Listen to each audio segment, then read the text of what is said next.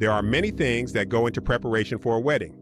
Choosing the location, selecting the bridal gown, musicians, and flower arrangements are just a few of the things to think about before walking down the aisle and saying, "I do." But in the midst of all these preparations, the bride and groom-to-be must not forget about working on themselves.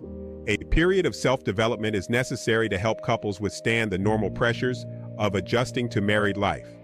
Although there are numerous areas that require preparation before marriage, in this lesson, I will focus on only three: financial, emotional, and spiritual preparation. Let's begin with spiritual fitness. You must be spiritually mature to effectively cope with the ups and downs that frequently occur in the early years of marriage. You may also question your faith during the downtimes, so it is critical to begin the preparation process now. The steps you take before the wedding can be instrumental in helping you navigate some of the pitfalls that have destroyed many marriages facing spiritual battles. The following suggestions may help you if you want to be spiritually prepared for marriage. Attend a Bible-teaching church and submit to the counsel and authority of the pastor and elders. The Bible explains the benefit of this in Proverbs 15:22. Do a topical Bible study on subjects related to love, romance, money, marriage, and family principles. Repent when the word convicts you of something that you should correct in your life. Pray about the future of your relationship.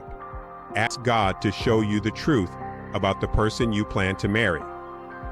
When you pray, take time to rest and wait in the presence of God and meditate. As you wait in His presence, listen patiently to hear the still small voice of God as He imparts direction.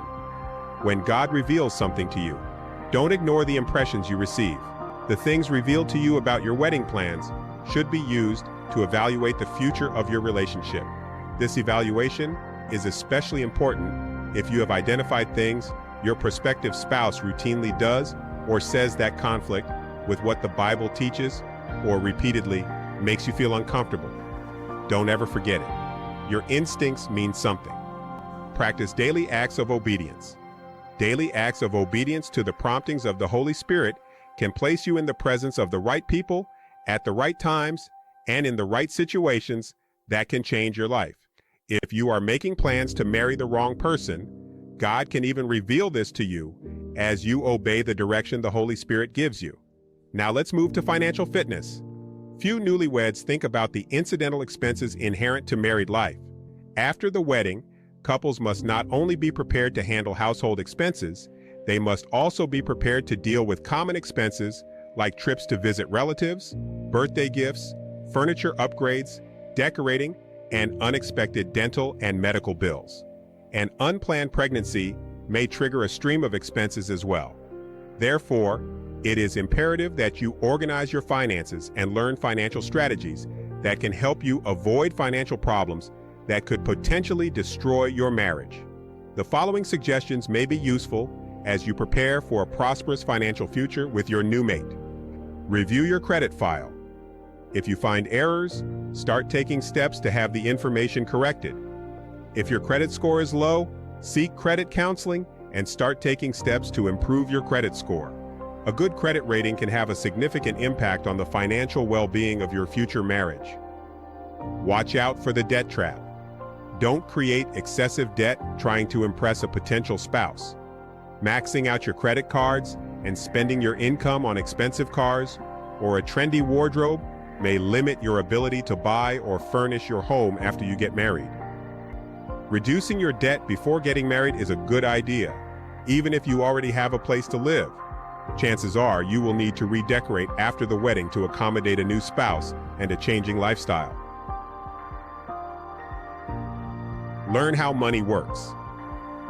Don't be like many well-meaning Christians who limit their financial research to information found in the Bible. The Bible is a good place to start because it offers ethical and moral boundaries to evaluate your spending and investment decisions. But accessing other resources such as books, magazines, seminars, classes, and online resources that offer sound money management advice is also very important. Support your church. Financially supporting your local church or charities that align with your beliefs should be part of your budget. Even though you may agree with me, it's important for you and your mate to discuss your convictions concerning giving money to a church or other charities before getting married, to avoid volatile conflicts about money issues after the wedding. Pay your taxes. The taxes you pay help to provide and maintain police and fire protection, public schools, roads and highways, and other such public projects.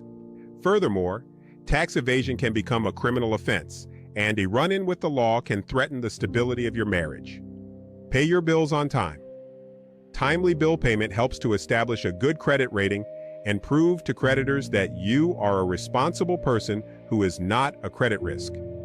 A good credit rating may be instrumental in improving your quality of life and providing access to funds needed for business or personal use.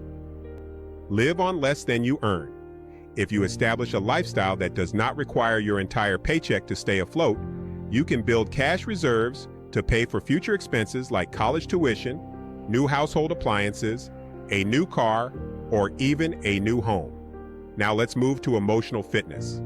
Contrary to what many people think, people in love still have marital conflicts. Therefore, emotional preparation is necessary to help you deal with potential conflicts and frustrations associated with adjusting to married life while also coping with the normal challenges of day-to-day living. If you are not emotionally prepared for marriage, you may display immature behavior like pouting, seeking revenge, and playing the blame game.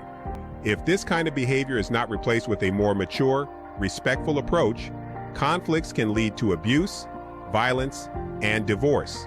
In summary, before getting married, you should take time to evaluate 3 major areas of your personal life: financially, emotionally, and spiritually.